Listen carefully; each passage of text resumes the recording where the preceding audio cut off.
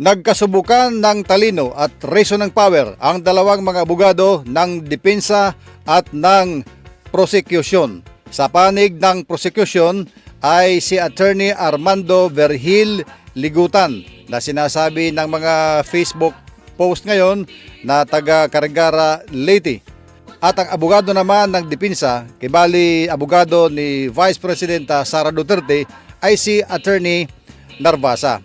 Gaya ng napagkasunduan kahapon ay unang ipresenta ang Article number 4 o yung tinatawag na threats laban kay PBBM, laban kay Lisa Marcos at laban kay former Speaker Martin Romualdez na gaya ng ninalaman ng video na sinasalita o sinasabi ni Vice President Sara Duterte. Isinalang sa witness stand ang isang senior NBI agent na eksperto sa digital forensic na siyang nagproseso, nagdokumento at kasama sa mga nag-imbestiga doon sa iba't ibang mga video statements, mga pahayag sa video sa iba-ibang okasyon na ginawa ni Vice President Sara Duterte. Yung noong nangyari noong October 18, 2024 sa isang press conference at ang November 23, 2024 naman na virtual press conference, meaning online na press conference na ginanap din ni Vice President Sara Duterte. Doon di umano sa mga video na ito binitawan ang mga pahayag na mga pagbabanta sa Pangulo at sa kanyang pamilya at kay former House Speaker Martin Romualdez.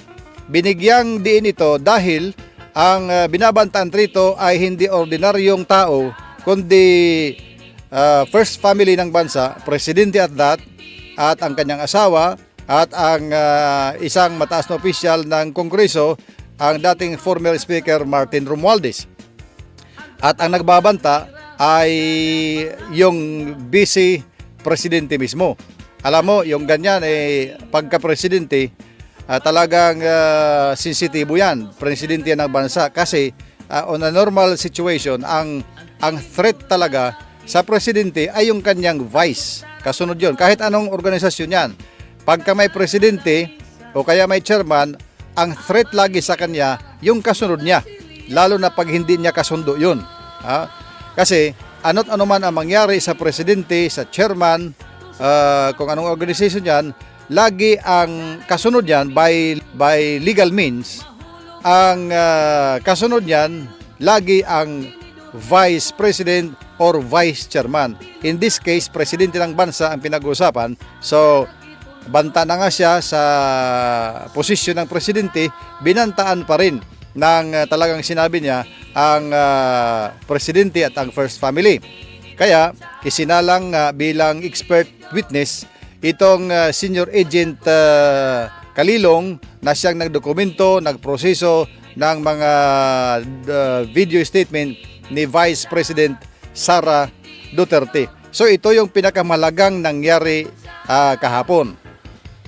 At sa gitna ng pagpipresenta ng witness ng mga video presentation na mga pahayag ni Vice President Sara Duterte ay talagang nagkapukpukan sa pagrarason ang dalawang abogado, ang depensa at ng prosecution. Panay ang objection. Panay ang objection ng abogado ni Vice President Duterte na si Attorney Narvasa. Parang na ano na nga si Attorney Ligutan laging parang nagrereklamo na interrupt yung kanyang mga sinasabi dahil sa palagiang objection ng depensa. Siyempre ganun talaga depensa Pagka-depensa talagang didipinsa lahat yan sa ayaw mo at sa gusto. At sa makunting butas na makita nila, didipinsa talaga yan. Kasi yun ang trabaho nila, depensa. Kung hindi ka magdidipinsa, hindi ka pala dapat dyan sa defense. Kibali ang prosecution, siya ang nagprepresenta, naglalatag ng mga ebidensya laban sa akusado. So trabaho naman ngayon ng depensa na ibig sabihin, abogado ng respondent na idipinsa ang kanyang kliyente at talagang dipinsahan ang mga inilalabas na ebidensya. Pawalang bisa ito, pawalang saysay, mga ganon, ang lagi ang dipinsa. So ganon, maraming objection ang nangyari kahapon sa pagpipresenta ng ebidensya, ngunit karamihan sa mga objection ay overruled ng presiding officer. Ang presiding officer ay si Senator Chis Escudero, isang abogado na gaya ng napagkasunduan sa butuhan ay siya nga ang tatayo na presiding judge or officer ng impeachment trial court. Ang mga objection ay karamihan na overruled at ang ending, kahit sa pagkarami-raming mga objection ng depensa, ang ending ay naipakita ang mga video clips 2 minutes and 18 seconds. Doon ipinakita sa korte at maging sa publiko dahil ito nga ay naka-live stream. Maliban sa live stream ng Senado, naka-live din ang ibang mga television station, malalaking TV station ng bansa natin, kagaya ng mga kilala ninyong mga TV station. Kaya ang tao ngayon ay may alam din sa mga nangyayari. Ito yung pinakamalagang nangyari kahapon, na ipresenta ng prosecution yung mga video clips na sinasabing pagbabanta ni Vice President Sara Duterte doon kay PBBM at sa First Lady Lisa Aranita Marcos at kay former House Speaker Martin Romualdez. Pagkatapos noon, medyo marami pang mga usapan. Alam mo naman, pagka mga abogado yan sa korte, talagang maraming karate yan. Kumbaga sa mga karatista, mga karatedor yan. Konting kilos, kakaratihin ka kagad. Yun ang tinatawag na mga objection. Para mga karatista na naglalaban-laban sa tagisan ng legal. No? Ang tawag diyan, objection. Pero very observant naman yung presiding officer pagka yung objection naman ay nakikita niyang walang dapat at hindi nararapat, ay overruled ang kanyang ruling. Pero pagka nararapat naman ay sinasabi niya, sige, sagutin ang tanong, sagutin ang objection pagka ganon. Hanggang ito na nga ang naging ending, tuloy na naipalabas ang mga news video ni VP Sara sa pagbabanta kay Pangulo Bongbong Marcos. Tinapos ang Day 2 impeachment trial kahapon bandang alas 6:24 ng gabi. So, alas 2 ng hapon ngayong araw, July 8, ay magbabalik ang impeachment court para sa pagpapatuloy ng trial. At ito ang kaabang-abang.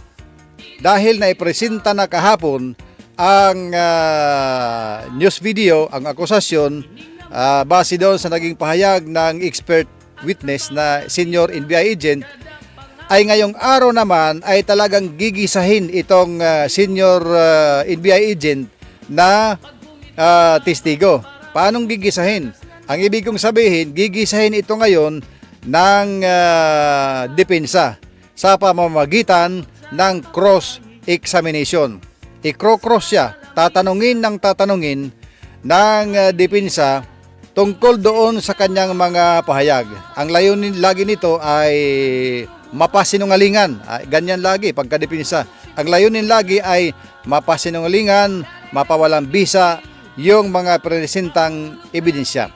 At ito ang ating aabangan ngayong araw, alas 2 ng hapon sa pagbabalik ng impeachment trial dyan sa Senado. Dini, Dini, Dok Kutsara.